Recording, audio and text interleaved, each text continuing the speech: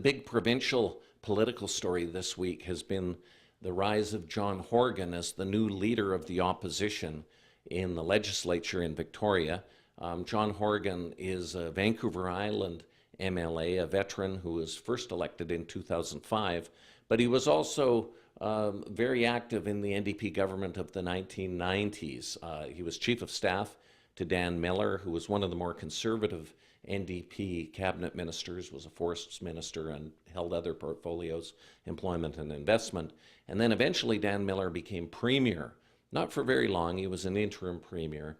After Glenn Clark resigned, Dan Miller stepped in, and then Ujjal Dosanjh was later elected leader and became the NDP leader. So that was a period where there were several NDP premiers in a row, but Dan Miller was one of them. So John Horgan, since he's been in the legislature, he's best known as the party's energy critic, and he was particularly tough on the BC Liberal government over the run-of-river hydro projects. And these were situations where the provincial government encouraged BC Hydro to buy power from private producers. The problem was that this electricity they were buying was at prices that was significantly higher than the market rate. So BC Hydro would be able to generate electricity much at lower rates.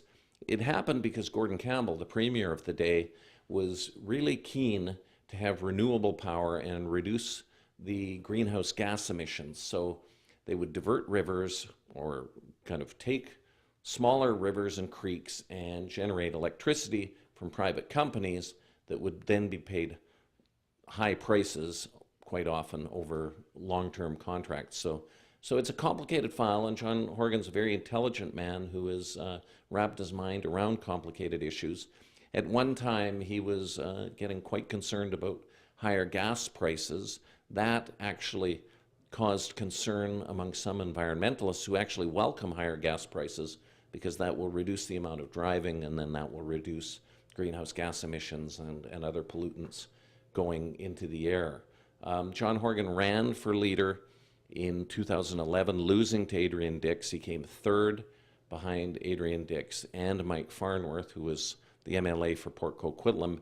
Mike Farnworth had entered the race. Many people thought that he would be the leader. John Horgan said he wouldn't run, saying he didn't want to go back to the 1990s, but he received a lot of pressure from people in the party. He's been the House leader. He's a very optimistic fellow when you meet him. He likes talking to people. He's friendly. So he has some strengths as a retail politician. I think if there's any knock on him within the NDP or on the left, it's that he's perceived to be perhaps a little more conservative in his thinking than many of the MLAs in the caucus. He's pro-business, and I don't expect to see massive changes should he become premier and replace Christy Clark. But at the same time, you'll see certain things. The NDP tends to be much more pro-labor, and perhaps more money going into education in particular. So I just want to thank you very much for watching us on WOW TV. I'm Charlie Smith, editor of the Georgia Straight, and we'll see you next week.